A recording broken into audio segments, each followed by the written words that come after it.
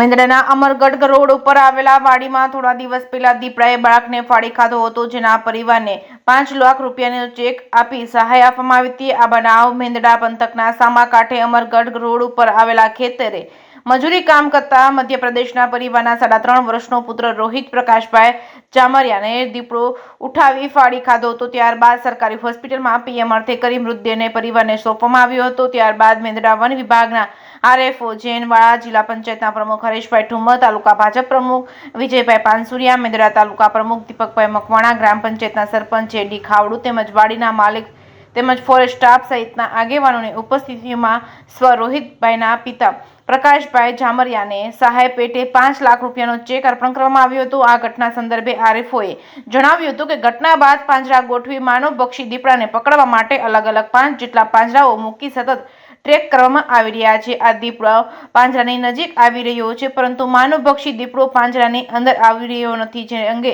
One વિભાગની team દ્વારા સતત દીપડાને પકડવાની કામગીરી કરવામાં આવી રહી છે। ત્યારે આજુબાજુના વાડી વિસ્તારમાં ખેત મજૂરો તેમજ વાડી માલિકોને તકેદારીના ભાગરૂપે સજાગ રહી માહિતગાર કરવામાં આવેલ છે। હાલ માનવભક્ષી દીપડાને વહેલામાં વહેલી તકે ફોરેસ્ટ વિભાગની ટીમ દ્વારા તમામ પ્રયાસો હાથ ધરવામાં આવી રહ્યા છે અને વહેલામાં વહેલી તકે દીપડાને પકડી લેવામાં આવશે તેવી બાંયધરી આપવામાં આવી છે। જે કેસની ગુજરાતી સાથે કમલેશ મહેતા, મેંદડા।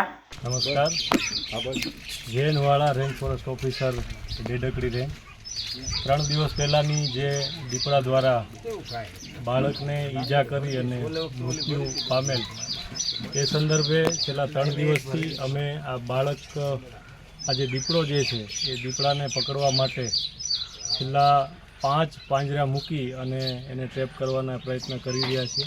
દીપડો પણ આ જ રૂટમાં આવી રહ્યો છે, પાંજરાની નજીક આવી રહ્યો છે, પણ એ અંદર નથી આવતો। અમે એને સતત એની પાછળ એને ટ્રેકિંગ કરી રહ્યા છીએ। જે કાંઈ ઘટના બની છે એ દુઃખદ છે, કોઇન્સિડન્સ છે। એ બાળકને એમનું જીવન અમૂલ્ય છે, પરંતુ એમને આશ્વાસન રૂપે વન વિભાગ દ્વારા તાત્કાલિક એના પરિવારને ₹5 લાખનો ચેક અત્યારે અર્પણ કર્યો છે।